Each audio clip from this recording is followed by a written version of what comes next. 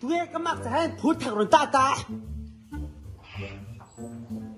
ôi Los Angeles Parve cái grand kenge ôi cái nụ là hiền cái giặc đấy nó phần rồi chơi chơi thay đủ to cái gì giàu ôi rằng cái giặc mình khôi thì cái gì ngồi mà nó qua cái vậy ôi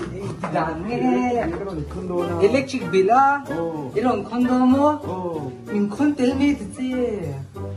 ôi cái mà nghe cái lâu lùng sáng thế sit there motherfucker